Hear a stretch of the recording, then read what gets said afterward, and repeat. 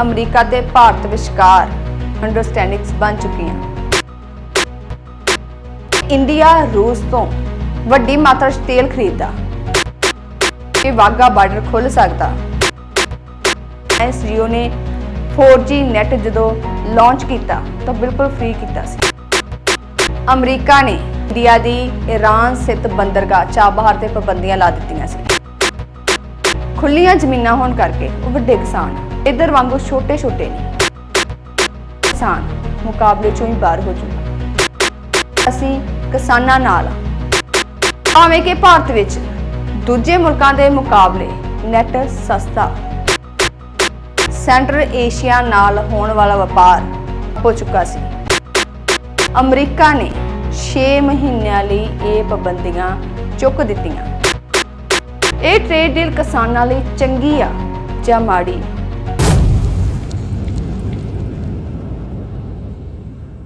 ਅਸੀਂ ਆਪਣੀਆਂ ਵੀਡੀਓਜ਼ ਵਿੱਚ ਕਹਿ ਰਹੇ ਸੀ ਕਿ ਵਾਘਾ ਬਾਰਡਰ ਖੁੱਲ ਸਕਦਾ ਕਿਉਂਕਿ ਅਮਰੀਕਾ ਨੇ ਇੰਡੀਆ ਦੀ ਈਰਾਨ ਸਥਿਤ ਬੰਦਰਗਾਹ ਚਾਬਹਾਰ ਤੇ ਪਾਬੰਦੀਆਂ ਲਾ ਦਿੱਤੀਆਂ ਸੀ, ਜਿਹਦੇ ਕਰਕੇ ਇੰਡੀਆ ਦਾ ਸੈਂਟਰਲ ਏਸ਼ੀਆ ਨਾਲ ਹੋਣ ਵਾਲਾ ਵਪਾਰ ਠੱਪ ਹੋ ਚੁੱਕਾ ਸੀ। ਕਿਉਂਕਿ ਕਈ ਤਰ੍ਹਾਂ ਦੀਆਂ ਟ੍ਰਾਂਜੈਕਸ਼ਨਸ ਤੇ ਹੋਰ ਵੀ ਬੜਾ ਕੁਝ ਹੁੰਦਾ ਜਿਹੜਾ ਪਾਬੰਦੀਆਂ ਲੱਗਣ ਤੋਂ ਬਾਅਦ ਰੁਕ ਜਾਂਦਾ। ਸੋ ਇਹ ਪਾਬੰਦੀਆਂ ਲੱਗਣ ਕਰਕੇ ਵਾਘਾ ਬਾਰਡਰ ਖੁੱਲਣ ਦੇ ਅਸਾਰ ਸੀ। ਅਫਗਾਨਿਸਤਾਨ ਦੇ ਵਿਦੇਸ਼ ਮੰਤਰੀ ਆਮੀਰ ਖਾਨ ਮੁਤੱਕੀ ਨੇ ਵੀ ਆਪਣੀ ਭਾਰਤ ਫੇਰੀ ਦੌਰਾਨ ਇਸ ਗੱਲ ਦੀ ਪੁਸ਼ਟੀ ਕੀਤੀ ਸੀ। ਪਰ ਹੁਣ ਖਬਰ ਆ ਰਹੀ ਕਿ ਅਮਰੀਕਾ ਨੇ 6 ਮਹੀਨਿਆਂ ਲਈ ਇਹ ਪਾਬੰਦੀਆਂ ਚੁੱਕ ਦਿੱਤੀਆਂ। ਕੀ ਖਬਰ ਆ? ਆਓ ਸਕਰੀਨ ਤੇ ਵੇਖਦੇ ਹਾਂ। US grants India 6-month sanctions waiver to run Iran's Chabahar port, New Delhi says। ਇਹ ਪਾਬੰਦੀਆਂ ਚੁੱਕੇ ਜਾਣ ਦਾ ਮਤਲਬ ਇਹ ਆ ਕਿ ਅਮਰੀਕਾ ਤੇ ਭਾਰਤ ਵਿਚਕਾਰ ਅੰਡਰਸਟੈਂਡਿੰਗਸ ਬਣ ਚੁੱਕੀਆਂ। ਇਹਦਾ ਮਤਲਬ ਇਹ ਵੀ ਆ ਕਿ ਜਿਹੜੀਆਂ ਸ਼ਰਤਾਂ ਅਮਰੀਕਾ ਭਾਰਤ ਨੂੰ ਲੰਮੇ ਸਮੇਂ ਤੋਂ ਮਨਵਾਉਣਾ ਚਾਹੁੰਦਾ ਸੀ, ਅਮਰੀਕਾ ਉਹਦੇ ਵਿੱਚ ਕਾਮਯਾਬ ਹੁੰਦਾ ਪਿਆ। ਮੁੱਕਦੀ ਗੱਲ ਕਿ ਅਮਰੀਕਾ ਦੀ ਪੁੱਗਦੀ ਪਈ ਆ ਕੁੱਲ ਮਿਲਾ ਕੇ। ਕਹਿਣ ਨੂੰ ਤਾਂ ਅਮਰੀਕਾ ਇਹ ਕਹਿੰਦਾ ਪਿਆ ਸੀ ਕਿ ਇੰਡੀਆ ਰੂਸ ਤੋਂ ਵੱਡੀ ਮਾਤਰਾ 'ਚ ਤੇਲ ਖਰੀਦਦਾ ਤੇ ਇਸ ਤੇਲ ਤੋਂ ਹੋਣ ਵਾਲੀ ਕਮਾਈ ਨਾਲ ਹੀ ਰੂਸ ਯੂਕਰੇਨ ਵਿੱਚ ਜੰਗ ਲੜਦਾ ਪਿਆ, ਜਿਹਦੇ ਕਰਕੇ ਅਸੀਂ ਇੰਡੀਆ ਤੇ ਪਾਬੰਦੀਆਂ ਲਾਈਆਂ। ਇਹਦਾ ਇੱਕ ਕਾਰਨ ਇਹ ਵੀ ਆ, ਹੁਣ ਇੰਡੀਆ ਰੂਸ ਤੋਂ ਕਿਤੇ ਜ਼ਿਆਦਾ ਤੇਲ ਅਮਰੀਕਾ ਤੋਂ ਖਰੀਦਣ ਲੱਗ ਪਿਆ ਤੇ ਆਉਣ ਵਾਲੇ ਸਮੇਂ 'ਚ ਉਹਨੇ ਆਪਣੀ ਰੂਸ ਤੋਂ ਜਿਹੜੀ ਤੇਲ ਦੀ ਖਰੀਦ ਆ ਹੋਰ ਘਟਾ ਦੇਣੀ ਆ। ਇਸ ਅਕਤੂਬਰ ਵਿੱਚ ਇੰਡੀਆ ਨੇ ਅਮਰੀਕਾ ਤੋਂ ਬਹੁਤ ਜ਼ਿਆਦਾ ਤੇਲ ਖਰੀਦਿਆ। ਅਮਰੀਕਾ ਇਹੀ ਚਾਹੁੰਦਾ ਸੀ, ਪਰ ਜਿਹੜੀ ਸਭ ਤੋਂ ਮਹੱਤਵਪੂਰਨ ਗੱਲ ਆ ਕਿ ਜਿਹੜੀ ਹੁਣ ਟ੍ਰੇਡ ਡੀਲ ਹੋਣ ਜਾ ਰਹੀ ਹੈ, ਜਿਹਦੇ ਵਿੱਚ ਇਹ ਪਾਬੰਦੀਆਂ ਚੁੱਕੀਆਂ ਜਾਣ ਦਾ ਐਲਾਨ ਹੋਣਾ ਵਾ, ਉਸ ਟ੍ਰੇਡ ਡੀਲ ਵਿੱਚ ਐਗਰੀਕਲਚਰ ਪ੍ਰੋਡਕਟਸ, ਡੇਅਰੀ ਪ੍ਰੋਡਕਟਸ ਨੂੰ ਵੀ ਕੰਸੀਡਰ ਕੀਤਾ ਜਾਣਾ, ਜਿਨ੍ਹਾਂ ਦਾ ਦੋਵਾਂ ਮੁਲਕਾਂ ਵਿਚਾਲੇ ਵੱਡਾ ਰੌਲਾ ਸੀ। ਅਮਰੀਕਾ ਮੰਗ ਕਰ ਰਿਹਾ ਸੀ ਕਿ ਐਗਰੀਕਲਚਰ ਪ੍ਰੋਡਕਟਸ ਤੇ ਡੇਅਰੀ ਪ੍ਰੋਡਕਟਸ ਵੇਚਣ ਦੀ ਸਾਨੂੰ ਭਾਰਤ ਵਿੱਚ ਖੁੱਲ੍ਹ ਦਿੱਤੀ ਜਾਵੇ, ਜਿਹੜੀ ਕਿ ਮੋਦੀ ਸਰਕਾਰ ਨਹੀਂ ਸੀ ਦੇ ਰਹੀ। ਪ੍ਰਧਾਨ ਮੰਤਰੀ ਨਰਿੰਦਰ ਮੋਦੀ ਦਾ ਉਦੋਂ ਬਿਆਨ ਵੀ ਆਇਆ ਸੀ ਕਿ ਅਸੀਂ ਕਿਸਾਨਾਂ ਨਾਲ ਜਦੋਂ ਇਹ ਡੀਲ ਕੈਂਸਲ ਹੋਈ ਸੀ। ਪਰ ਹੁਣ ਲੱਗਦਾ ਕਿ ਭਾਰਤ ਮੰਨ ਚੁੱਕਾ ਇਸ ਡੀਲ ਵਾਸਤੇ, ਕਿਉਂਕਿ ਜੇ ਇਹ ਡੀਲ ਹੋ ਜਾਂਦੀ ਆ ਤਾਂ ਕਿਸਾਨਾਂ ਲਈ ਇਹ ਬਹੁਤ ਘਾਟੇਵਾਨ ਸੌਦਾ ਹੋਊਗਾ। ਕਿਉਂਕਿ ਅਮਰੀਕਾ ਵਿੱਚ ਬਹੁਤ ਵੱਡੇ ਫਾਰਮ ਆ। ਇੱਕ ਤਾਂ ਅਮਰੀਕਾ ਵੱਡਾ ਬਹੁਤ ਆ, ਉੱਥੇ ਜ਼ਮੀਨ ਬਹੁਤ ਜ਼ਿਆਦਾ। ਦੂਜਾ, ਉੱਥੇ ਫਾਰਮ 100 ਏਕੜ, 500 ਏਕੜ, 1000 ਏਕੜ ਇੰਨੇ ਵੱਡੇ ਆ।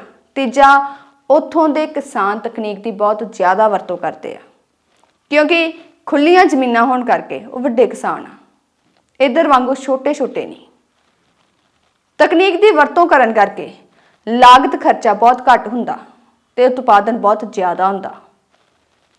ਜਦੋਂ ਅਮਰੀਕਾ ਇੰਨੇ ਸਸਤੇ ਰੇਟਾਂ ਤੇ ਭਾਰਤ ਵਿੱਚ ਇਹ ਪ੍ਰੋਡਕਟਸ ਵੇਚੂਗਾ ਤਾਂ ਕੁਦਰਤੀ ਹੈ ਕਿ ਭਾਰਤ ਦਾ ਕਿਸਾਨ ਮੁਕਾਬਲੇ ਚੋਂ ਹੀ ਬਾਹਰ ਹੋ ਜਾਊਗਾ।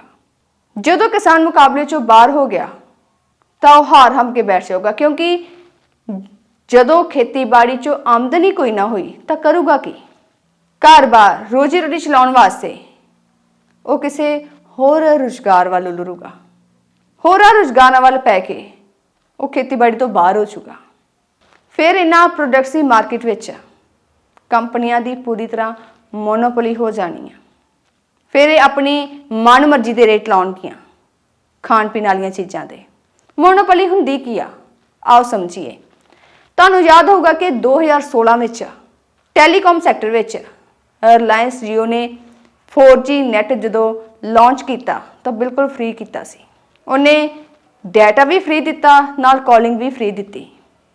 ਇਹਦੇ ਨਾਲ ਟੈਲੀਕਾਮ ਸੈਕਟਰ ਦੀਆਂ ਜਿਹੜੀਆਂ 10-12 ਛੋਟੀਆਂ ਕੰਪਨੀਆਂ ਸੀ, ਜਿਵੇਂ ਕਿ ਟਾਟਾ ਡੋਕੋਮੋ, ਟੈਲੀਨੋਰ, ਹੋਰ ਵੀ ਇੱਦਾਂ ਦੀਆਂ ਕਈ ਕੰਪਨੀਆਂ ਸੀ, ਉਹ ਮੁਕਾਬਲੇ ਤੋਂ ਹੀ ਬਾਹਰ ਹੋ ਗਈਆਂ ਕਿਉਂਕਿ ਉਹਨਾਂ ਦੇ ਸਿਮ ਵਿਕਣੇ ਹੀ ਬੰਦ ਹੋ ਗਏ। ਫਿਰ ਟੈਲੀਕਾਮ ਦੇ ਪ੍ਰਾਈਵੇਟ ਸੈਕਟਰ ਵਿੱਚ ਸਿਰਫ 3 ਕੰਪਨੀਆਂ ਬਚੀਆਂ। ਪਹਿਲੀ ਰਿਲਾਇੰਸ ਜੀਓ, ਦੂਜੀ ਏਅਰਟੈਲ, ਤੀਜੀ ਵੋਡਾਫੋਨ ਆਈਡੀਆ। ਇਹ ਦੋਵੇਂ ਕੰਪਨੀਆਂ ਇੱਕ ਦੂਜੇ ਵਿੱਚ ਮਰਜ ਹੋ ਕੇ ਬਚੀਆਂ। ਫਿਰ ਇਹਨਾਂ ਕੰਪਨੀਆਂ ਦੀ ਮੋਨੋਪੋਲੀ ਬਣੀ ਤੇ ਆਪਣੀ ਮਨਮਰਜ਼ੀ ਦੇ ਰੇਟ ਲਾਉਣ ਲੱਗ ਪਈਆਂ। ਤੁਸੀਂ ਅੱਜ ਦੀ ਤਰੀਕ ਵਿੱਚ ਜੀਓ ਦੇ ਰੇਟ ਵੇਖੋ, ਜਿਹੜਾ ਕਿਸੇ ਸਮੇਂ ਮੁਫਤ ਸੀ।